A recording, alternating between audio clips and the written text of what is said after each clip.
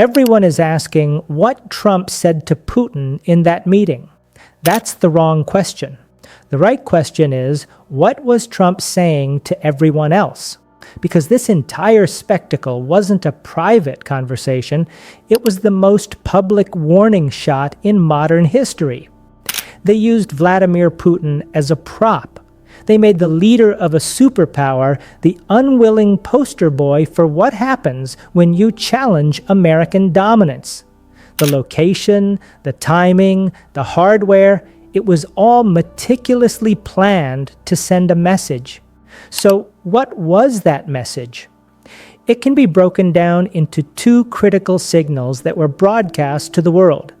The second signal, the one involving Putin getting into the beast limo, is the one that has generals in Beijing and Tehran scrambling right now, and I'm about to show you exactly what it was.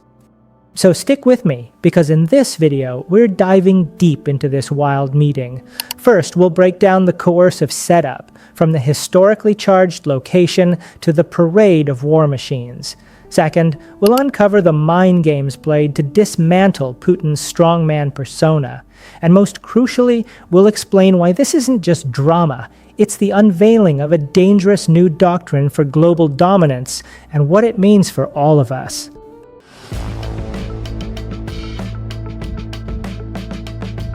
Okay, let's get into the guts of this.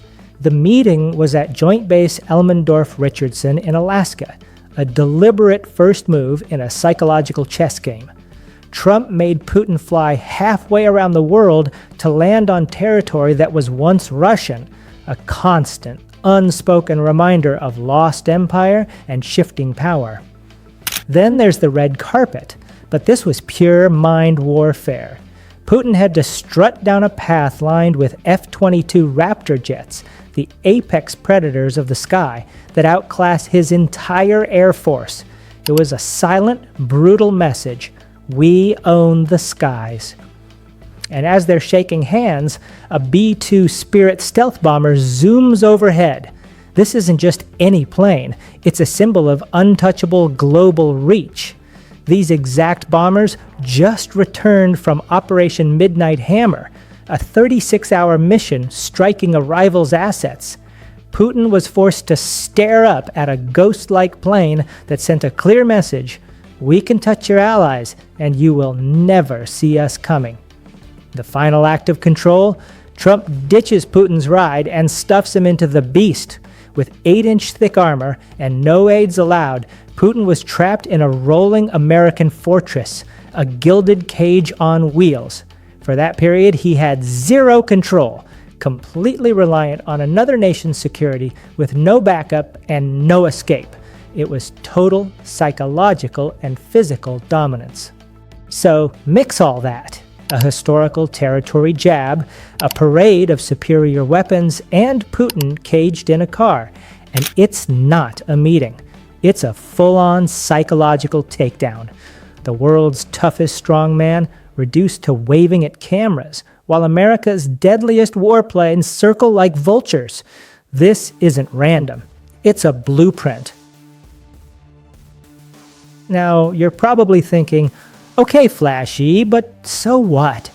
Here's why it's terrifying. First, the symbolism hits Putin hard at home.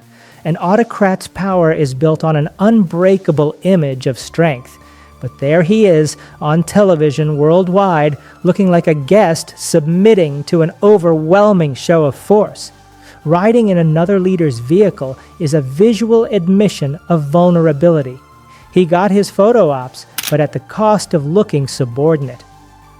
Geopolitically, this is rule number 1 of the new playbook. Coercive diplomacy is the new norm.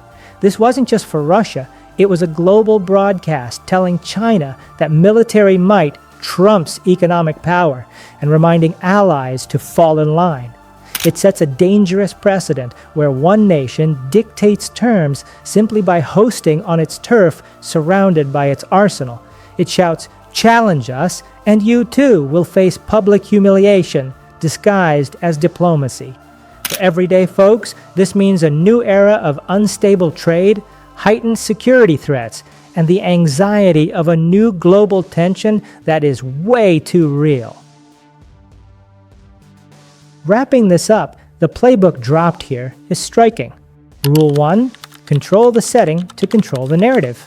Rule 2, flaunt your strength so overtly it borders on insult, but frame it as respect. Rule 3, make your rivals smile through their own submission and broadcast that victory globally. The host nation came out looking untouchable, and Putin, a figure wanted by international courts, was seen submitting with a grin.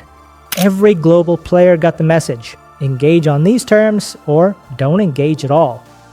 But here's the final scare. This was spectacle over substance. There were 0 treaties signed, 0 concrete deals announced, just optics. It's clever and powerful in the short term, but it's a massive long-term risk. This strategy doesn't de-escalate, it infuriates. It could push rivals to abandon conventional diplomacy and invest in asymmetric warfare, cyber attacks, or forming new anti-American coalitions. This televised surrender isn't just history, it's a stark warning. In a fragile world, one leader's bold power move designed for the cameras could be the very thing that ignites the next big conflict. Watch out, because power displayed like this doesn't stay contained for long.